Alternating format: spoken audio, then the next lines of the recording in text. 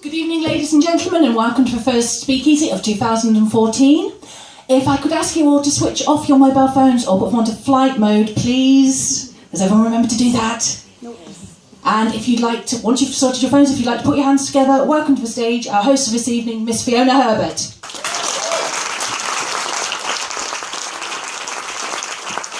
Happy New Year! I don't like these things. They always make me feel shorter than I am. It's quite unaffecting.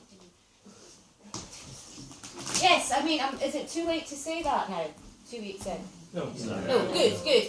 Because I always feel like about 2 weeks in, the happiness has kind of worn off a bit. And, you know, I don't know if do any of you make resolutions at New Year? No. None of you? Yeah. Oh, come, yeah, yes. Who said that? Who said yes? I'm not even asking, I'm a nice person. What was yours? You said you're not going to ask. There's nothing nasty about asking. Just being curious. Pardon? Eat healthily. Drink less of the thing you're holding in your hand. Moving on. No, I've decided that I'm not going to bother with resolutions anymore. Oscar Wilde said that resolutions are the last refuge of the failure, as this lady demonstrated. But you know, there's still that desire for change. That desire for change never really changes. And a few years ago I thought, no, I want something different. I want my life to improve in a certain way, somehow. But I can't be bothered with all that long-lasting willpower stuff. So I thought what I needed was a firm, decisive act. Just one act that would improve my life forever. So I decided to have a clear out. Now, I don't mean one of those wardrobe, housey clear outs that involves housework and bin bags and eBay. I decided to have a friend clear out. Now, clearing unwanted people from your life can be quite liberating. It is a bit like clearing out your wardrobe, but you can't really sell unwanted people on eBay unless you work for human trafficking. And before you start thinking that I'm a nasty person, I myself have been on the receiving end of a clear out. And not as a friend, as a girlfriend. And to make it worse, I got dumped on Skype. When you get dumped on Skype, you get to see your own face crying.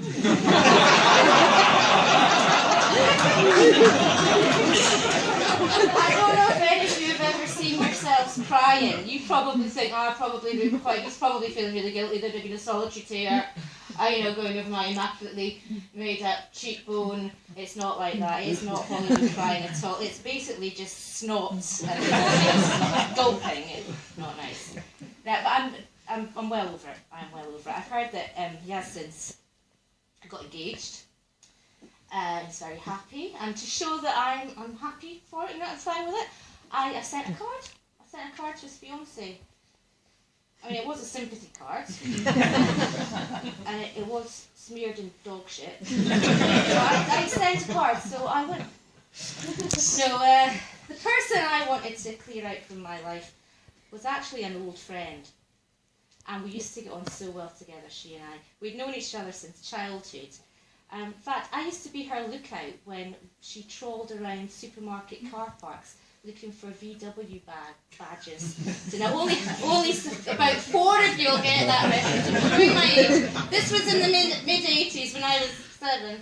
And the Beastie Boys were some sort of rap pop band, and they wore these VW pendants around their necks, and so I would have to look out as she went around trying to pull them off the fronts of cars.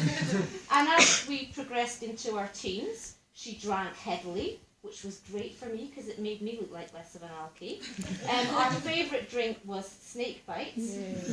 Most of you are thinking, you're from the Jaeger bomb generation, so yet again I have to explain cultural references because I'm getting so old.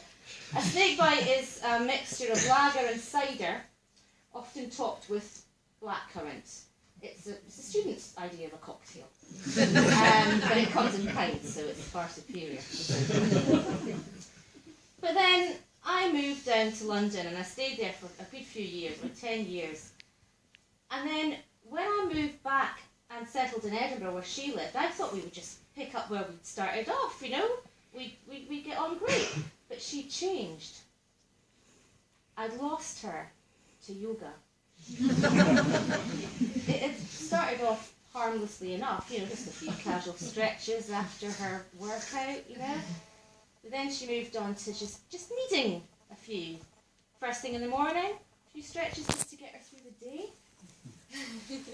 She moved on to harder stuff. Then it was, she started to have to do downwards dog after a stressful day at work every night. Then it was the lotus position. And then handstands. Always.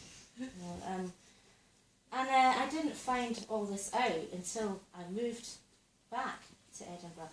And, you know, by then she'd become a yoga teacher. She was also a vegan. Now, that's actually quite admirable. You know, that's okay. I'm okay with that. But I mean, I'd be a vegan myself if I didn't like food.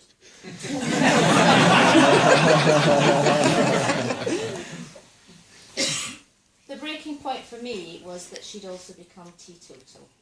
Now, that is my limit.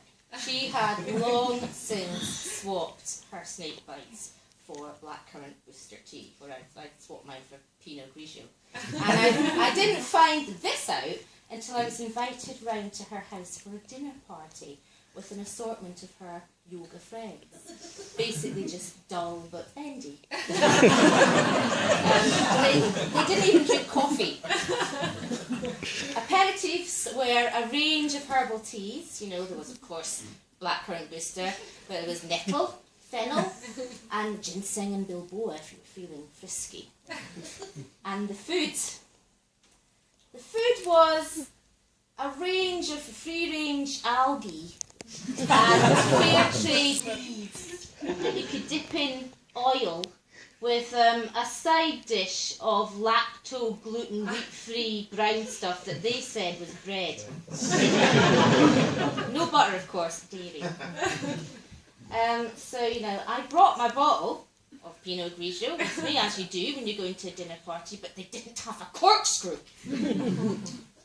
So I am sitting there, dipping my finger into the rock salt just to give, you know, some taste to my palate and interest to the evening. And I was already pissed off before I'd even got there, because having just moved into my freshly bought flat, I discovered there was no hot running water. Massive mortgage, no hot water. So I was just thinking about this and, you know, listening, drifting in and out of their conversations, which, you know, discussing their problems, which were really things like misaligned chakras and aura malfunction and the spiralling cost of spirulina at real foods. And then one of them piped up that she'd noticed quite a lot of negative energy. And everyone oohed and ahed at how spiritually perceptive she was. But the fact I was also trying to gnaw through my wine cord might have been that. So they asked me what was wrong, and I said, well, you know, it's just moved into this flat, there's no hot running water. And my ex-best friend piped up, oh, Fiona, that's just the energy of your living space realigning itself to you. Nothing to worry about. So it's not the 27-year-old boiler then. You really do need to evolve spiritually.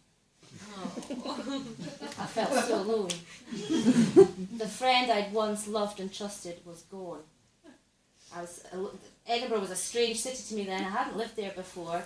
So I excused myself and I went to the kitchen. I found an apple corer and I bored through the cork of my wine. And then a lot of it sort of flaked down into the wine, so I took off my tights and used them as a filter. Filtered the wine, threw them into an epic bag, went back, and the rest of the evening passed rather more bearably until I went to the toilet and saw her. Dolphin! I hate dolphins. Really have a major problem with them. You're probably thinking that's a bit strange. I used to be like you.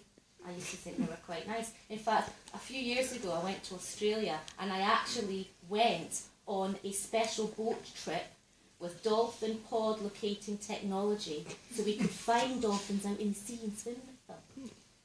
Paid a lot of money for this. Had to wear a rubber wetsuit, which for me is not a good look. I look like a badly crafted black pudding. But I went. And, a pod was located, so we all plunged into the ocean, thrashed about a bit, only to have the entire pod of dolphins swim off on one of their whims. Back, no money, no refund. Back on shore, I thought, oh, this isn't good enough. Went out one more time, same thing happened, but this time the sea was really, really choppy. And I started to feel very, very sick, to the point that I was vomiting so much that they had to wrap me in Bako foil. And I was escorted below deck, where I lay down and started to wonder if anyone had actually ever died of seasickness. They have. Then I started wishing for my own death, because I'd already vomited out the entire contents of my stomach, including the lining, and I could only assume what was now coming out of me must have been the nearest available organ.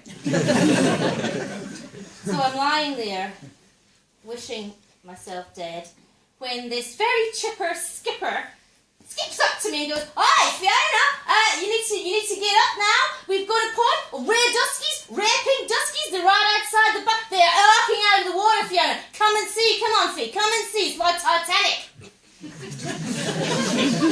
Now, I needed to remain horizontal, so I politely informed him that I didn't care if they were singing "Song to the Siren" with fucking mermaids. I wasn't moving. Back to shore, I thought, right, never again. That's the second mistake I've made, but I still wanted to see them. The affection for dolphins had gone, but the curiosity remained. The hatred was yet to develop. And then I heard there was a place, a magical place, where wild dolphins would swim in from the ocean to be fed tuna from buckets from wildlife wardens. And you could stand in water shallow enough to stand up in. You could just stand and they'd swim towards you and around you and you could commune. I went to this magical place. Got there at the acquired time. The wardens waded out with the tuna buckets. Sure enough, in they came. Wild dolphins in from the ocean. In they came. Closer and closer. I started to feel a wee bit, well, this is quite good actually. Yeah, I was almost taken. They went right up to me. One came up close enough for me to reach out and touch. And as I stroked its lovely back, it did one almighty thrash with its tail and whacked me straight across the shins. I sank to my knees in agony. It turned round and it laughed in my face. I'm sorry, I've been working on the sound. I think that sounds more like a chimpanzee. You know what I mean. I had a hairline fracture. Right? I was carried by two wardens. They sort of made a hammock out of their arms and carried me to the Dolphin Information Centre, gave me a cup of tea while I waited for the ambulance, and told me this was a great time for me to learn more about dolphins. And it turns out dolphins are not very nice. Not just that one. They swim around in gangs, they eat endangered baby turtles, they kill each other's children, and they indulge in gang rape. Now you put that on fucking you. So I was thinking all this, and I'd drunk most of my wine, and of course all I'd had to soak it up with was the algae, really. So I thought this was the right time to go out and tell my friend exactly what was wrong with every single thing that she believed. So I went out and I did. And it turned out my friend had liked to gaze at the dolphin euro while bathing, and I ruined bath time for her. She got quite tearful. And then they all sort of looked at each other, and they gave each other this strange nod. And then, as one, they all rose up from their Hessian beanbags and approached me with their arms outstretched like something from The Walking Dead, saying it was Reiki. And I left. And I thought that was it. That friendship was over. That friend was cleared from my life. So I thought, until that Christmas, through the post from her, I received a box set of self-help books by Deepak Chopra. Patronising cow. I got my revenge. Don't know if you've heard of SeaWorld. It's that organisation over in America. Specialises in the mental torture and imprisonment of dolphins for our amusement and entertainment. I'm a subscriber to that magazine. It comes to her yoga studio every month in clear cellophane. Now, SeaWorld isn't the only way you can get back at these animals. I've actually, as I said, I do feel strongly about this, so I have started a petition, brought it with me. And see me at the interval if you want to sign it. It's we the undersigned request that you begin to stock tuna-friendly dolphin meat in order to bring more equality and less sentimentality to the world's oceans. And if you just I'm going to approach Tesco's and Morrison's. I don't think Waitrose quite yet, but we'll work towards it. Right? Now, so.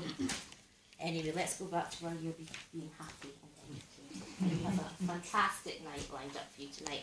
Our first guest is hilarious comedian. I've seen him at the stand. He's very, very, very funny. Andrew Learmonth. Please welcome.